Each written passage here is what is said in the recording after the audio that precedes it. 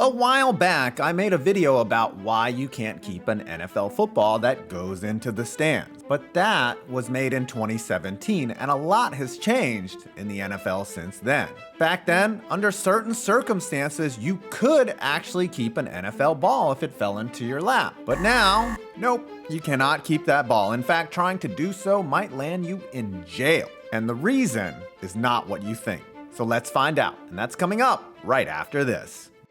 Hey, what's one thing everyone associates the holidays with? That's right, weight gain. But yo, it doesn't have to be that way. With Factor, healthy, delicious meals are delivered right to your door with no prep and no mess. These never frozen meals are fresh and literally only take 2 minutes to heat up. My favorite thing is that these meals are filling and delicious and around 550 calories or less. So you can fight off that holiday 15 and still look good when you head to the gym January 2nd. Factor now offers 35 plus different meals per week and 45 plus add-on options like smoothies, juices, snacks, even breakfast. I love these cold pressed juices that come in a variety of flavors, and they are delicious and freaking healthy.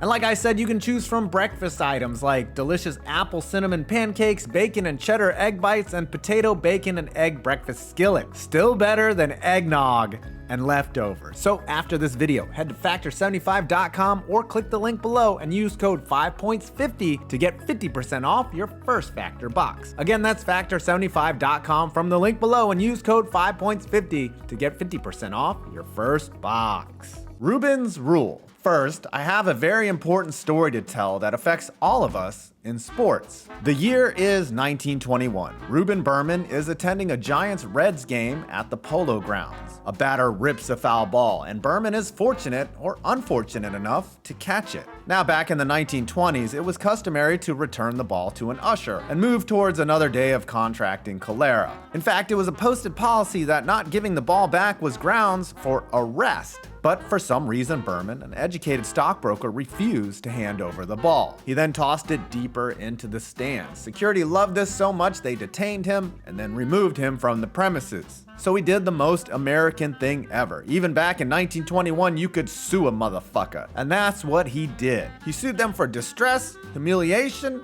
and 20 racks. And he actually won, but was only awarded $100. From then on, teams started changing their policies to not arrest fans for catching foul balls, which actually happened in 1922 to an 11-year-old at a Phillies game, to letting fans keep foul balls. They also recognized it as a clever marketing gimmick, as fans could come to a game and be one of the lucky ones to get a souvenir. And so because one salty fan sued, we now have Zach Hampel, and the tangential precedent for why you can keep balls that fly into the stands. But as we'll see, the real world is a little different. How it was before. How does Reuben's rule, as it's been called, apply to the NFL? Well, when I did this video back in 2017, fans could actually keep NFL balls that went into the stands with exemptions. If a kicker's ball went into the stands, they would want it back, as those are rarer and dressed to a kicker's specifications. If it were an important ball, like say Tom Brady's 600th TD, stadiums would offer exchanges for it, or some venues would give you an autographed jersey, a souvenir football,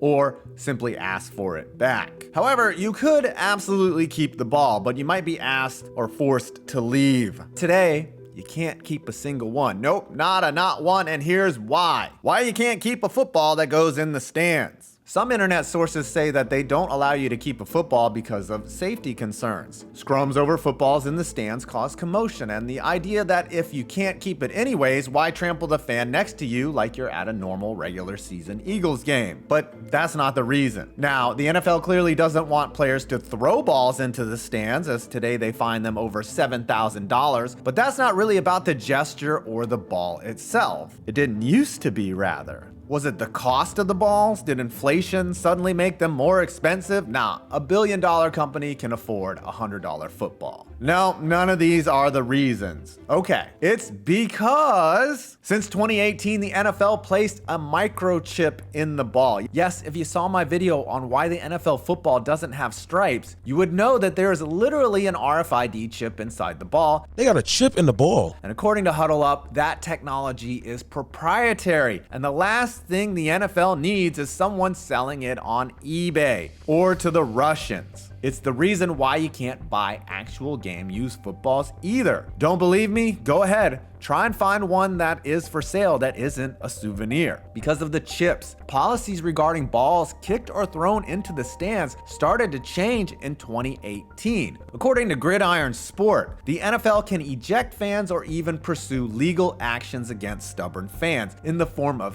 theft charges or possession of stolen property. Pretty wild 180, don't you think? So that leaves a huge question. How do they get around Reuben's rule? So here's the thing about Reuben's rule. It doesn't mean anything. It was just an incident that happened, and nowhere did it state that any fan actually has a right to a ball that goes into the stands. As I mentioned before, an 11-year-old getting arrested over a ball in 1922 probably had more to do with fans being allowed to keep them as souvenirs, as the Phillies ended up just looking like a bunch of assholes. There is absolutely no legal precedent established that fans are allowed to keep balls. You can't keep a basketball that goes into the stands at an NBA game. You can't keep a soccer ball that goes into the stands, though you might be able to keep a NASCAR. So now the NFL has an even greater incentive to tuck their balls back where they belong. But that doesn't mean anything is ironclad. You have to hear this story. In December of 2022, history repeated itself. After Jalen Hurts scored a touchdown versus the Giants in MetLife Stadium, he handed the ball to a fan in the stands. According to NorthJersey.com, that man was Paul Hamilton of New Berlin, New York, and he decided to keep the ball. Well, security didn't like that and told Mr. Hamilton that the ball was not his property and he needed to return it. Hamilton then asked what actual rule required him to hand over the ball, to stunning dead silence. When there was no reason provided, he decided to keep this. Oh, again, but this was no ordinary ball, even with the microchip in it. The Eagles clinched a playoff berth, and Jalen Hurts was the first QB to rush for 10 TDs in consecutive years, and the ball was supposed to go to the Hall of Fame? Way to make up some arbitrary importance. Seriously, big fucking whoop. It's not like it was a real milestone, people. Anyways, a rep from the Eagles then offered Hamilton a trade for the ball, some souvenirs, etc. Then in true New Jersey style, one of the officers allegedly threatened to forcibly take the football from Mr. Hamilton if he does not willingly hand it over. Hamilton was detained, threatened, and forcibly held against a stadium gate. Allegedly. So get this, Hamilton is suing MetLife stemming from a litany of sufferings like threat of arrest, false criminal charges, and worst of all, having to attend a Giants game. Yes, all of this info is alleged and from that lawsuit, and guess what? After a few minutes, Hamilton was let go. I reached out to the author of the article to confirm that Hamilton indeed kept the ball, but I haven't heard back from him.